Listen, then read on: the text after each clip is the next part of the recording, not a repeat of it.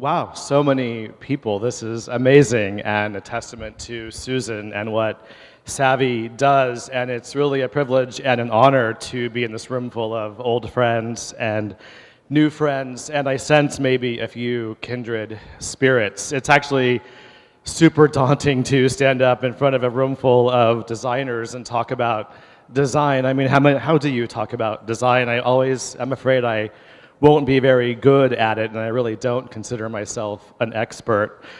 Because for me, design is instinctive and intuitive and individual and very personal. So fair warning, I probably won't talk about design much today. I'd rather talk about passion and inspiration and transformation. And because I'm a little nervous and not really sure where to begin, if you'll indulge me, I'd like to read the intro from my latest book. For the two of you that have bought my book, I'm really sorry. And for the rest of you, it's on Amazon, on sale. But that's a whole other story. So, from Making Mid-Century Modern. I believe in traditions. I believe in rituals of hearth and home. I believe in chopping vegetables, wrapping presents, and setting the table. Call me sentimental. I miss the days when people would get dressed to go on airplanes or even just to dinner, when people would talk, not just text, when you would buy a stamp and send a birthday card and not just take 2 seconds to write on someone's timeline, when kids could stay out and ride their bikes until sundown, when our country was less fractured and when common courtesy was, well, common. My mother, Marilyn, was a social worker at San Francisco General Hospital where I was born. She taught me to send handwritten thank you notes and to make my bed each day. She taught me how to dress and to make a good first impression. She taught me that kindness is free and that a smile is always in style. And this is a sidebar, and it's not in the book, but I think it's relevant. My mother suffered from polio, being born not long before the vaccine, and she was in an iron lung, and she was never supposed to be able to walk. But as a child, her mother, who was a nurse, did physical therapy on her before it was a discipline. And after years, slowly one day, clinging to the wall, she walked a few steps across the floor of their living room. She learned to walk, but she could never run. She was never supposed to have children, but here I am. And so to say that I believe in miracles and the power of faith, hard work, sacrifice, endurance, and healing would be a vast understatement. My father, Robert, was born in 1920. He was an entrepreneur, a semi-pro boxer, and a soldier in World War II. He taught me to take the road less traveled. He taught me to take care of my possessions, to live each day to the fullest, to always keep my car clean. And I try, Dad, I do, but we're designers, right? And there's a 32-inch square tile in the back of my car right now, and probably more than a few fabric samples. But above all, I try to get my car washed once a week. And above all, he taught me to approach life as a grand adventure. As they're no longer with me, I do my best to honor their legacy. And as I look at my projects, which is really my unfolding life's work, it becomes evident that I am decidedly nostalgic. But I don't feel that I'm nostalgic for a certain architect or a certain form or a certain chair. Rather, I think I'm nostalgic for that simpler, more gracious time. And I think as a society, perhaps we have a similar collective yearning. And maybe, just maybe, that's why mid-century design has had and continues to have a hold on the American consciousness. Perhaps I'm not the only one yearning for a return to grace and style and manners. And to me, it's not necessarily about living in a pedigreed mid-century home or buying an Eames chair, and if you don't do either of those, that's okay, because the principles of mid-century design can be applied to the most unassuming of dwellings. The modernists were creating a movement that eschewed excess and needless ornament. So if your abode is more modest, there's no reason to worry. I choose small and thoughtful and well-appointed over wanton grandeur any day. And that's the truth. And I think we can skip the rest of the intro. I don't want to read to this group of my peers and my friends. And if you've seen my work, that's great. If you haven't, maybe you know a little bit more about me. But can we talk? I think I can talk to you. I feel like I can talk to this room full of my peers, if that's okay. I just moved to Palm Springs 15 years ago, just a kid whose dad had just died and whose mom was really sick and who didn't know what he wanted to do with his life. I had a degree in architecture and an MBA, but I was overqualified and yet underexperienced for any job that I applied for. And so I was about to go be a barista when I created my own job and my own destiny. And 15 years later, I mean, it's pretty cool to see my work in the pages of books and magazines, but truth be told, I just still feel like that kid who's figuring it out and doesn't quite know what to do with his life and just has to every day learn something new and figure it out. Because I think that no one really understands how much work goes into what we do they? Those pretty pictures in magazines and on Instagram, they don't just happen. There's so much work behind the scenes. And when someone asks me what I do and I tell them, what's the first thing they say? Like, what do they say to you when they're like, oh, I'm an interior designer, what do they say? That must be fun. So it's not just me? It's all of us? Okay, I thought it was just me, but it is. So in most days when they say, oh, it must be so much fun, I'm up to my eyeballs in late contractors and vendors who won't send confirmations and hopeless back orders and dumb city building codes and indecisive clients and new tariffs and what's the latest in LED lighting and why won't that dimmer work with that chandelier and staff and payroll, and it doesn't always seem natural to smile, does it, and say, it is fun. But when I want to complain, in my head, I slap myself and I tell myself to pull my head out of my you-know-where, and I remind myself there's nothing I'd rather be doing and that I'm one lucky guy. And I really am. But I think the problem, if there is a problem, is that as designers, we just care so much, and we take our jobs and our clients' homes and their lives and their well-being so seriously. Sometimes we feel more seriously than they do, right? And we give so much of ourselves. And so when I get stressed out and when furniture arrives late or damaged, and which I'm sure you know nothing about, or when a client doesn't want to pay their bill, which I'm sure you don't know anything about, and it just all seems too much. Like, what do? I take a walk.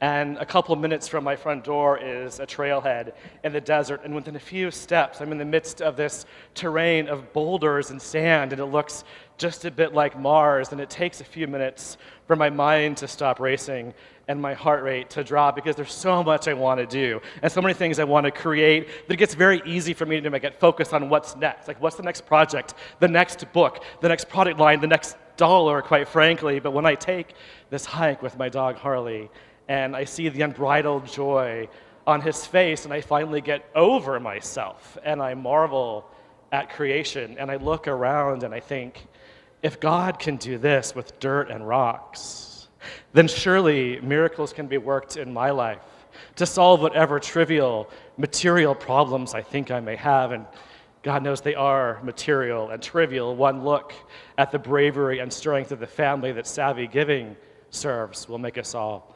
realize that. And so I pull my head out of my you-know-where, and I put one foot in front of another, something I shouldn't take for granted because my mom couldn't. And I take a deep breath, something else I also shouldn't take for granted. And I focus on what's happening and what's next. What more can I have and achieve? And I look around and think, life is pretty darn great right now in a beautiful showroom in San Diego, in a room full of old and new friends. What more can I want? And I try to shift my thoughts from what can I have to how can I serve. And as I hike up the Palm Springs Mountain, I see the Spirit of God in Harley's unconditional joy, and I see the miracle of God in the desert flowers growing impossibly out of the dry sand. And I stop and I close my eyes and I do my best to remember that today really is a gift, that it might be all we have, and that it truly is the present. I told you I don't talk about design very well, but creating rooms that inspire people, that elevate them, that help them to live in the moment, to have beautiful conversations with their loved ones, to entertain gracefully, to get a good night's rest. That is what inspires me, inspiring others and impacting their lives for the better. Because that's what we do with every decision we make, with every drawing we create, with every item we spec. That is what we do. When my team gets very stressed out, and when a piece of furniture is going to be late or damaged or comes in scratched or not at all, and we all start to fret and we look at each other and we're stressed out, we try to smile and we try to say, it's just furniture. Let's be honest, we're not curing cancer or homelessness or world hunger, it's just furniture. But that said, as you know, it's just so much more than that. I consider it an honor to be invited into someone's home and to help them create the spaces where we're going to live out their short life on this earth, where they're going to love their spouse and fight with their kids and fight with their kids and love their spouse. It's an amazing opportunity that we all have to be invited into someone's space, and it's something I work very hard to be worthy of.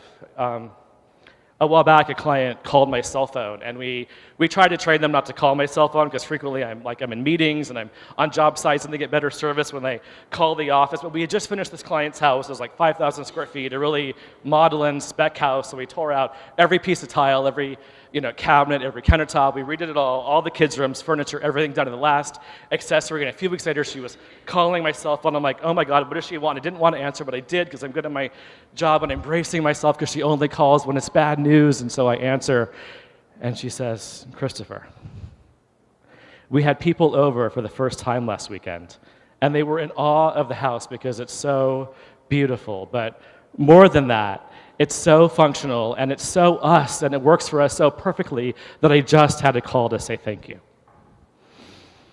And that's why, right? That's why. That's why I work so hard. That's why I do what I do, why we all do what we do. We make a difference in people's lives. Design makes a difference in people's lives. I believe that design is transformative. I believe that life is meant to be abundant and beautiful. I believe our physical environments have power, and I believe that we're made in the image and likeness of God. No, I don't know that that means that God has 10 fingers and 10 toes and 2 eyes, a nose, and a mouth. Maybe God does. I don't pretend to know, but maybe being made in the image and likeness is being imbued with a small part of that awesome creative power that source energy itself has. And so when we create our businesses, our friendships, our days, when we create our agendas, our pastimes, our purpose, when we create a bedroom that inspires someone when they open their eyes, or a living room that embraces them after a long day in the sometimes ugly world, or a bedroom that allows for healing and mobility and dignity, we are making a difference in someone's life. And at the very least, or maybe at the very best, we're putting a smile on their face. And to me, a smile is so powerful. A smile is positive energy and positive feelings. And I read The Secret and Wayne Dyer in the Bible, and all of the masters will tell you that our feelings become our thoughts, and our thoughts become our words, and our words become our actions. And day by day, our actions become our destiny. So that room that creates that smile can create a better feeling, a better day, and a better life. And all of us together creating more beautiful lives, we create a better world. So is my job fun? Yes, it's fun. But it's so much more. And that's why our work as designers is so important. And that's why the incredible work that Savvy Giving by Design does is beyond important. Room by room, family by family, they're changing lives, and by extension, making a better world. Not just for the families they serve, but for all of us. The world needs more generosity and beauty. So thank you, Susan. Thank you, Savvy. It's an honor to be here. Thank you so much. Hi everyone, my name is Kasey Harvey. I'm currently finishing up my junior year of high school at the Bishop's High School in La Jolla. I just wanted to take a moment to thank you all for having me here this afternoon to speak, share my story, and tell you all a little bit about how Savvy Giving by Design truly changed my life. I know sometimes it's hard to get an understanding of how impactful your efforts are, but if there is one thing I, personally, could tell you, is that it changes lives.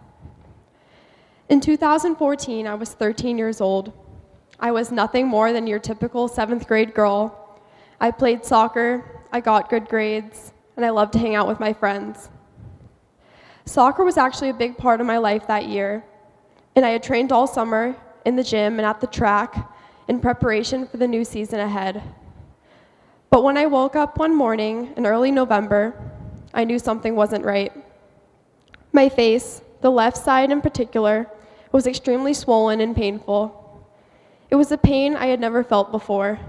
and my intuition told me that something about this was just not right. The journey to find out what was actually wrong with me took 2 weeks. It began at an urgent care, included a dentist visit, a root canal, and then an ER visit. From the emergency room of our local hospital, I ended up admitted at Rady Children's Hospital and eventually had a small operation to supposedly clean out a suspected infection in my sinus cavity and take a biopsy to determine antibiotic dosage. After the operation, I was discharged from the hospital and went home to recover. On Sunday, November 17th of 2014, 2 weeks after the initial swelling symptoms, I attended my soccer team's game up in Orange County to show my support and tell my teammates and coach that I'd be back the next day practicing and ready to play. Our team was traveling to Orlando in 2 weeks to play in the ESPN Disney Showcase, and I was excited to get back on the field, back in goal, and back playing soccer again. After the game, my family and I made our way back to the parking lot to begin our long drive home when my mom's phone rang. She answered, and it was one of the doctors from the hospital with my biopsy results. And it was that Sunday afternoon when I knew I would never be the same. It was that day I was told I had cancer.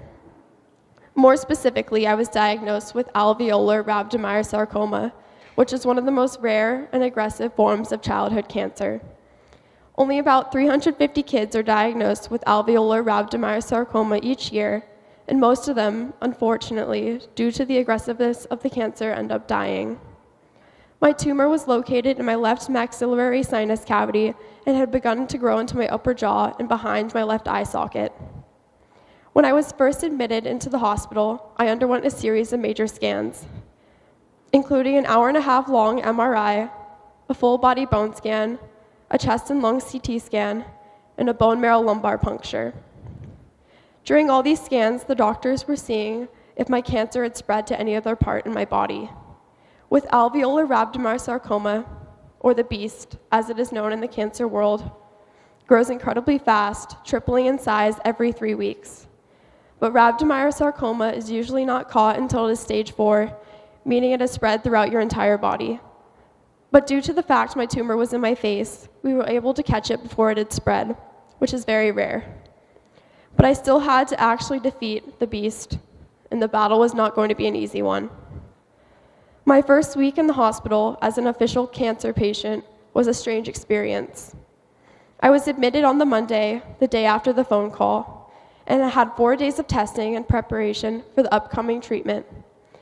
And I received my first dosage of chemotherapy on that Friday evening. My 42-week VAC treatment protocol consisted of 42 rounds of intense chemotherapy, as well as 33 rounds of proton radiation. I received my treatment in the Peckham Center for Cancer and Blood Disorders at Rady Children's Hospital.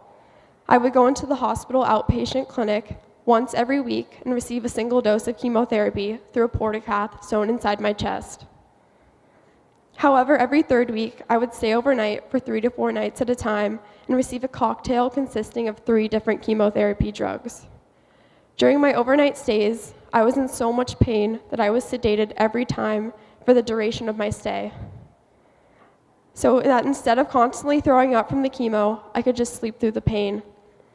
I wouldn't eat for about 5 days at a time because my stomach was so weak and sensitive that I couldn't hold down any food.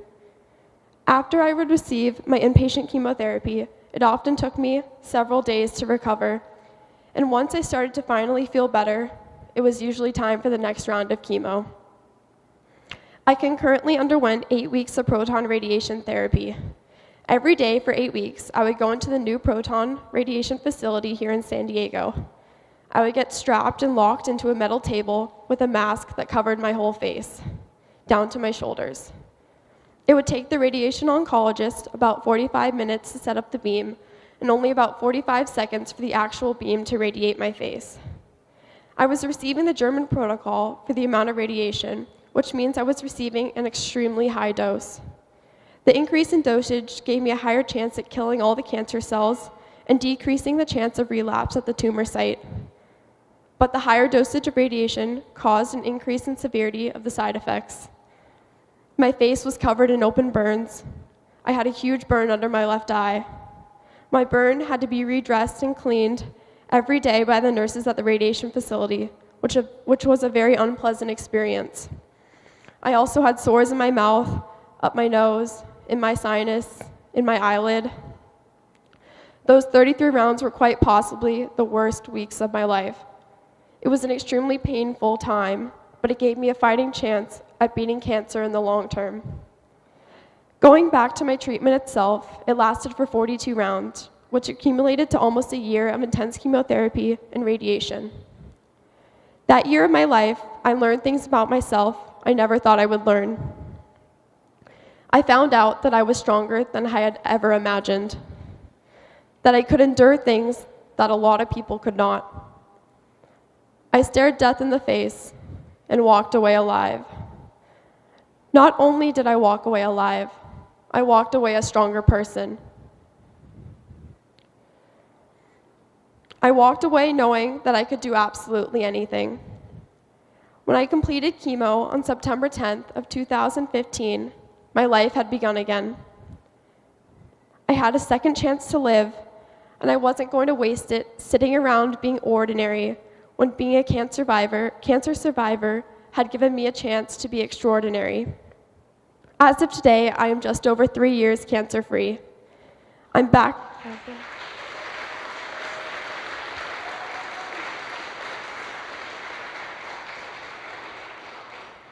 I'm back to doing everything I did before cancer and more. I'm a new person because of it, and I'd like to think for the better.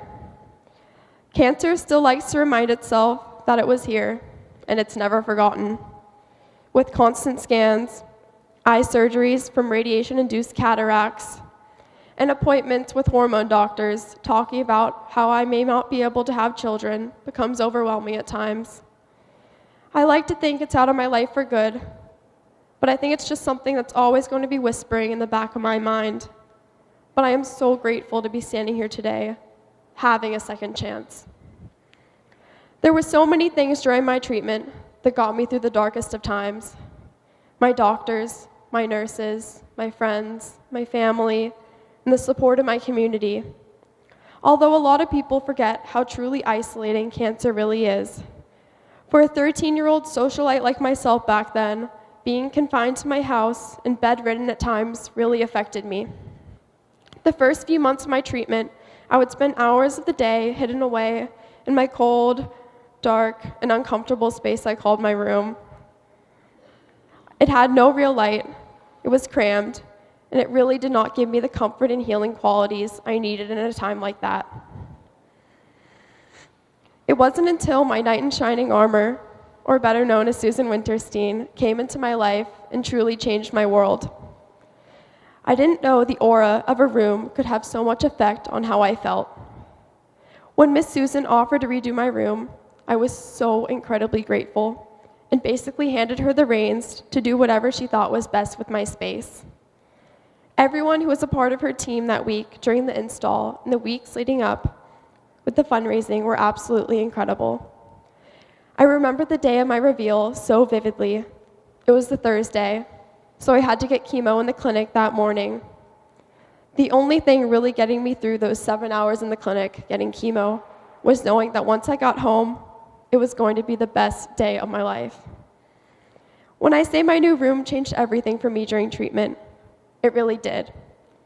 I now, because of Miss Susan and everyone who worked with her, had somewhere in my worst days, the days I couldn't stop throwing up, or the days my radiation burn was throbbing so badly, or even the days I spent in bed after my big overnight chemo stays, puking, that I felt content and was able to truly rest and feel comfortable.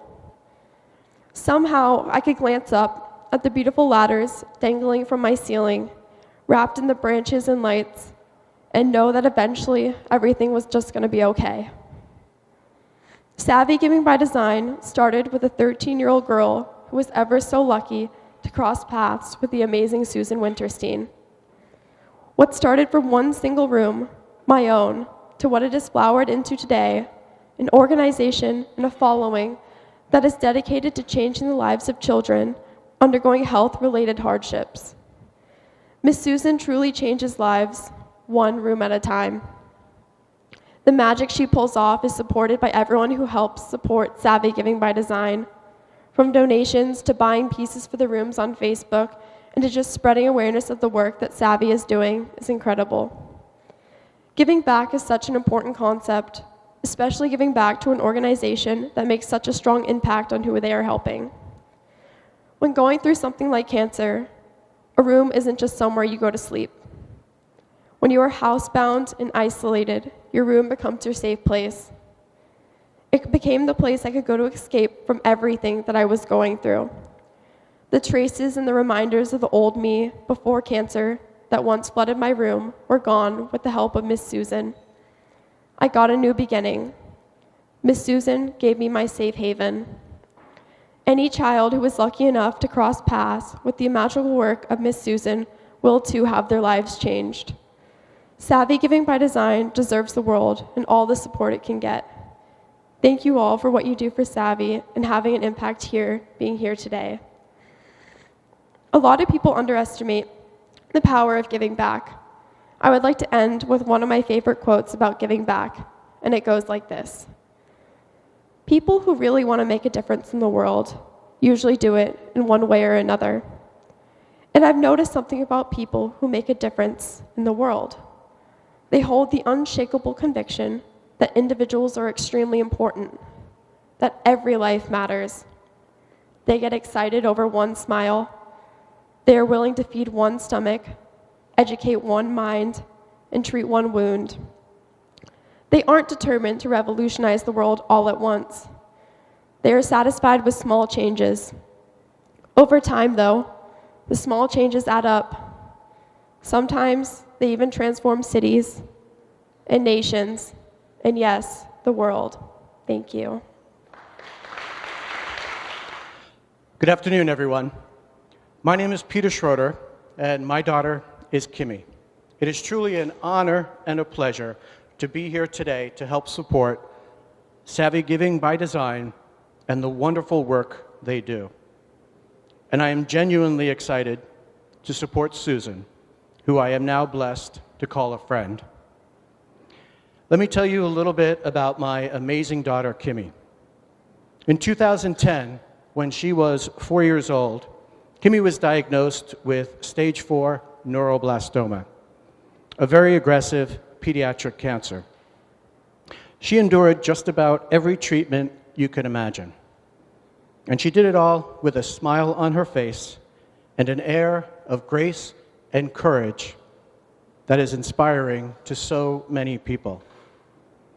She battled courageously for 8.5 years. Sadly, 4 months ago, on January 6th, Kimi drew her last breath. She will forever be 12 years old.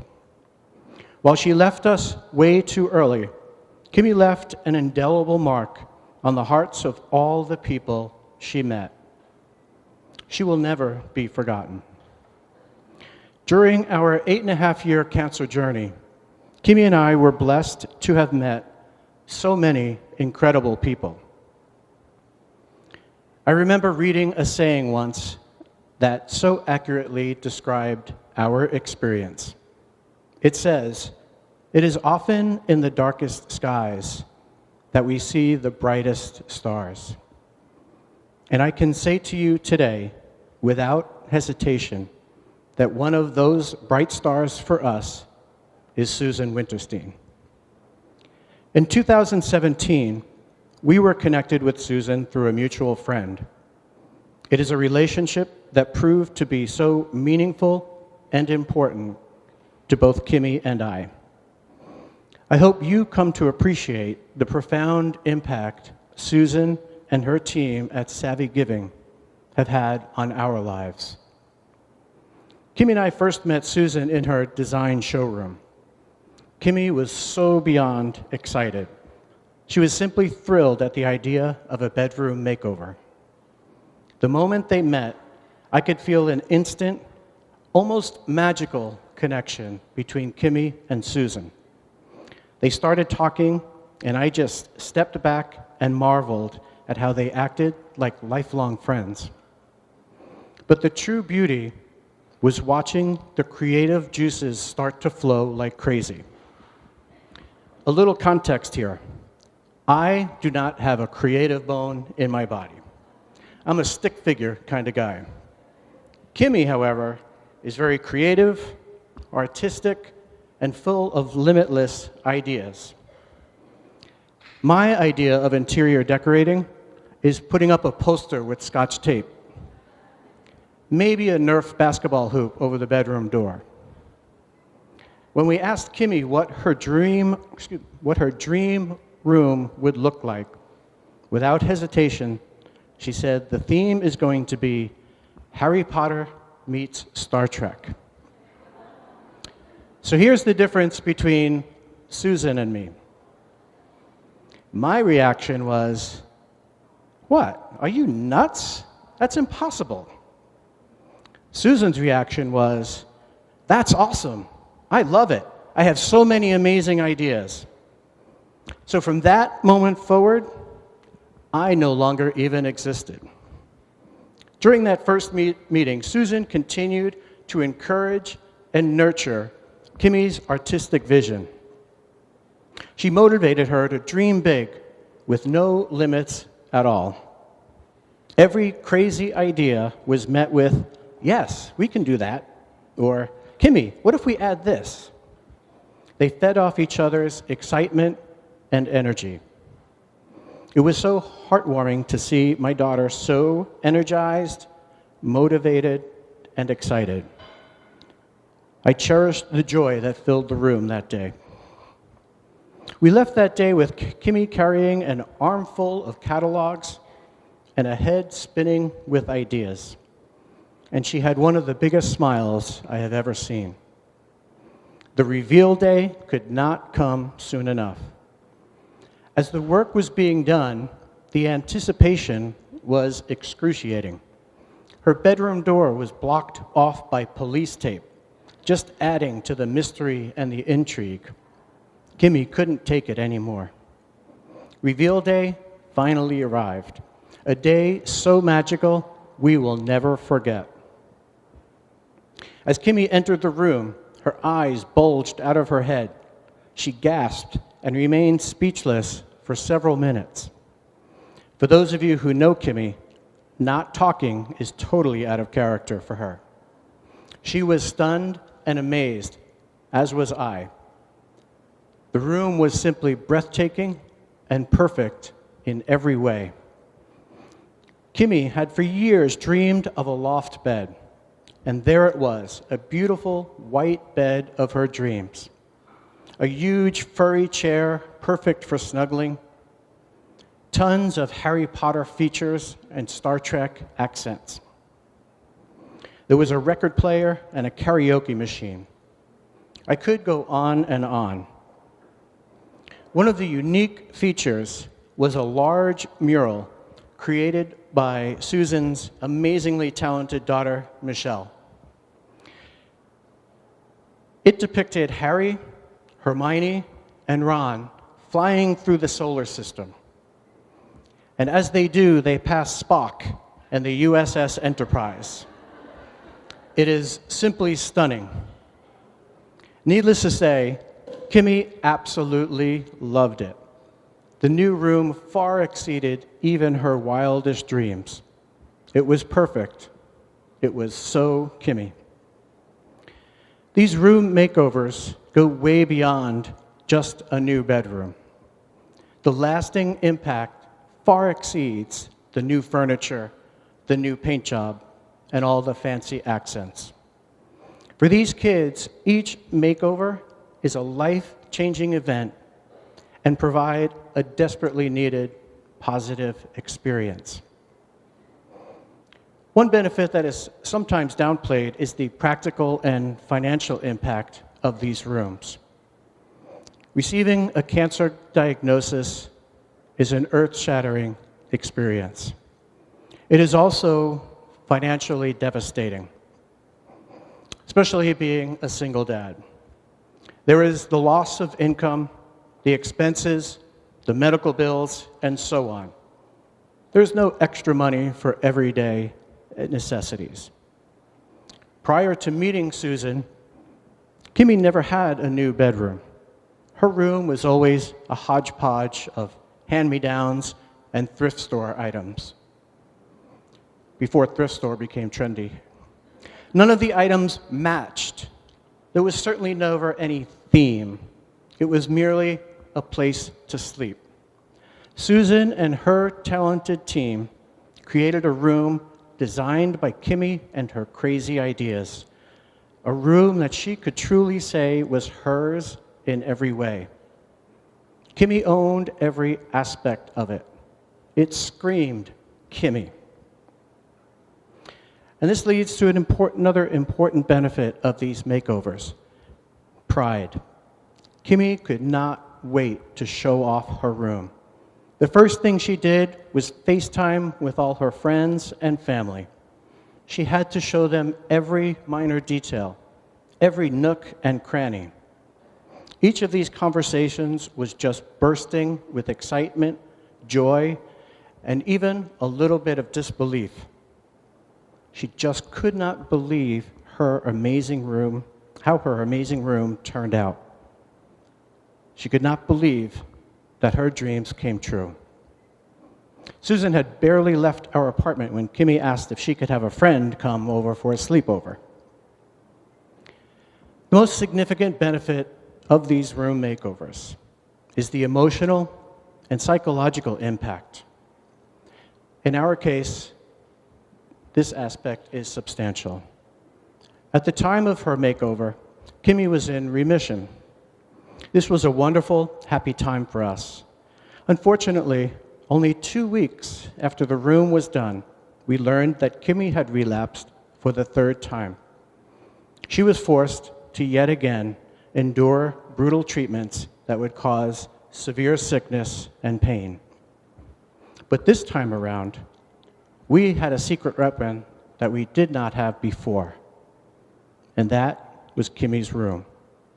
Now, when she was home, she had a special place to recover, a tranquil space to rest and re-energize.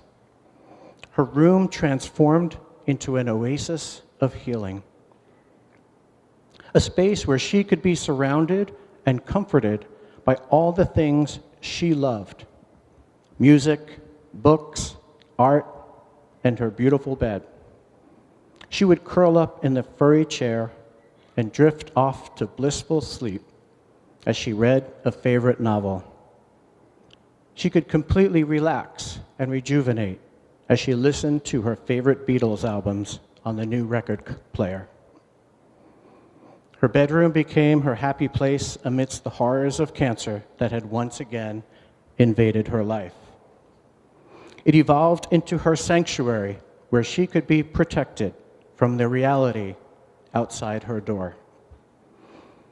As a parent, the value of these rooms for a child facing a serious medical crisis is immeasurable. It cannot be put into words. It truly is priceless. Susan and her team provided Kimi with comfort, peace, beauty, and joy at a time when she needed it most. It was Kimi's personal paradise. And for us, Susan worked her magic a second time. Last August, new tumors quickly began spreading to her spinal cord. In a matter of days, Kimi lost the use of her legs and was confined to a wheelchair. I'll never forget one of the first things Kimi said after learning this devastating news. "What about my loft bed, Daddy? I can't get up there." With tears in her eyes and hope in her voice, she asked me, "Do you think Susan will help me again?"